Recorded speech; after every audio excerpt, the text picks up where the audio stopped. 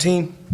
Stepped up in a big-time game on a great stage with an unbelievable crowd, and guys stepped up when their number was called. And we had a lot of different guys do great things, but I was just really proud of the approach, the intensity level to start the game, and then moving through the game, continuing to play through different lineups with foul trouble. But just in general, it was a tough-minded, it was a confident team tonight, and has a lot to do with our leadership. It also has a lot to do with the maturity of our young guys being physically sort of ready to play in college.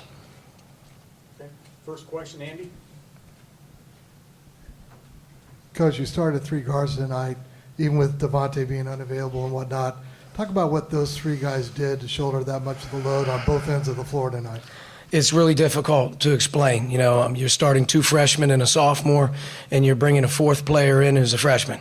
And to say the least, that I couldn't be prouder of them. Not that they're perfect, but you know, guys they were ready to go. And that's an encouraging sign. If we can ever get a little bit healthy, we don't have to play them as many minutes. But hey, you know, I was a college player, man. If you let me play 36 minutes, I was good. You know, don't take me out. And but we have fatigue issues. You know, I think especially with those, you can see the concentration breaking down at about the 8-minute mark. And we got to be able to play through that. But really, really proud of them. I mean, Al Durham and Rob Finnessy, 13 assists and 1 turnover. That's a backcourt. That's a good night for them, man.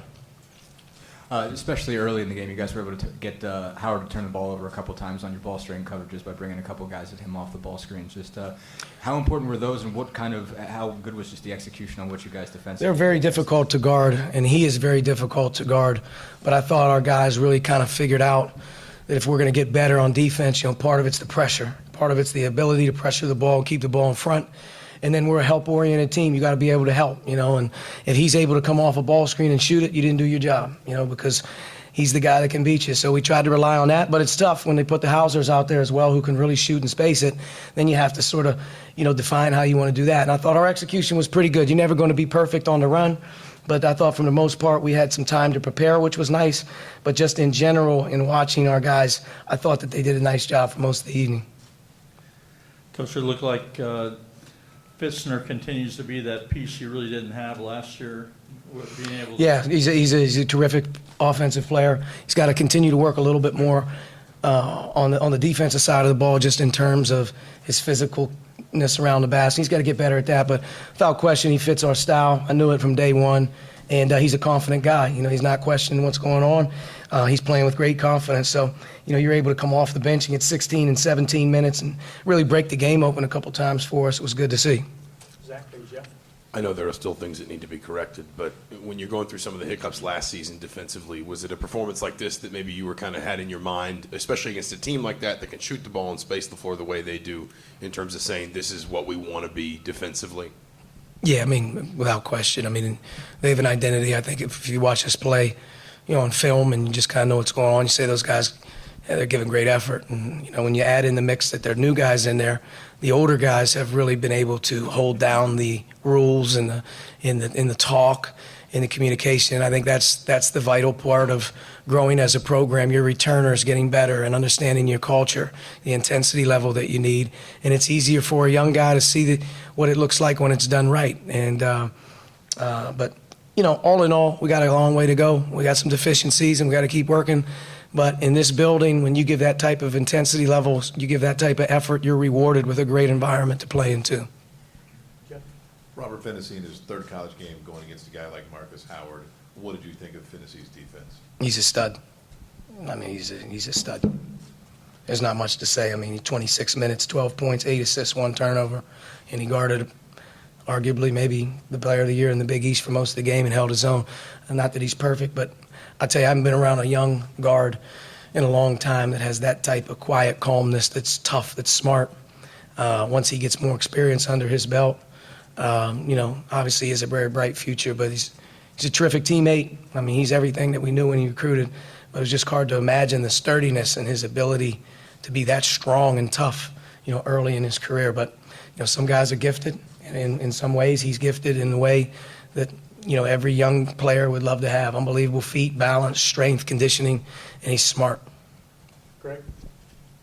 Archie, Romeo took it upon himself, it looked like, to get downhill and even in the half court turn that into a transition almost, it seemed like. Yeah, he had some fantastic drives and finishes. I think you can see his explosiveness and the amount of ground he can cover. And when he is driving and he's jumping, you know, that's not a little guy jumping into you. I mean, he's going over the top of you, and his length is startling sometimes around the basket and what he does. But he's ready to play. Lights were on. Did a great job defensively for the most part. He rebounded. And, you know, there's not a whole lot to say about him. I mean, he played really well. Coach, you mentioned guys stepping into bigger roles tonight. Obviously, with the injuries, Al was a guy who stepped into the starting lineup. Just what do you think of his performance overall? I thought it was probably one of the best games he's played. He was aggressive on offense. He made great decisions on the drives to pass. Obviously, he has to play a lot of minutes right now, so we were fortunate he was able to hang in there. Just getting him back in general is important for our team because I think he's experienced. He knows what's going on. And he played a really, really good game. Coach, last year the defense came around, and the perimeter defense was probably one of the last things to get there. Tonight you hold a very good shooting team to 5 of 23 from deep, 21%. Yeah, I mean, I thought, you know, just in general, you know, we did a pretty good job of challenging. You didn't give them as many easy ones. Not that they didn't get easy ones, but they didn't get, you know, the ones that, you know, typically you can shoot in a horse game. I thought we made them earn some. They missed some, and that's part of going on the road a little bit. But, you know, part of being a really good defensive team in defending the three is getting back and not letting easy ones happen, or in the half court, not being too spread out where you run around. We're a much more disciplined team, I think, here in year 2 than we were in year 1, and just in terms of our positioning and our help. And that's a key to defending the line. You're not always in rotation. So, you know, we'll give up 23s made on Sunday, I'm sure, but it's just how it works. But for the most part tonight, I thought, especially early, first 10 minutes, you were really dialed in defensively. There was a lot of really good plays that led to offense. A lot talked about the defense, but offensively, you guys started out really strong too. I think led 19-4 at one point. What I guess was working as a team? Well, I think we were in transition quite a bit, and we were very unselfish. You know, I think we had numbers, we shared the ball, we got guys open, and then there were some seams. I do think when we're on the run, we're harder to deal with because, you know, we have guys that can put the ball on the floor. And, you know, early on in the game, just in general, you know, it was a fast-paced defense to offense. We had our moments where we were stagnant. We did not do a very good job of feeding the post tonight. That's something I thought Marquette did a really good job of, is not allowing us to get it in. When we did get it in, I thought good things happened. But, you know, just in general, offensively, if we're going to become a really good team, we have to be able to play from the paint out, not out and in. The 63.6% is the highest in the first 2 years of Coach Miller's tenure tonight.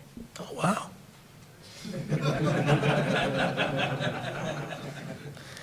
It's a good night.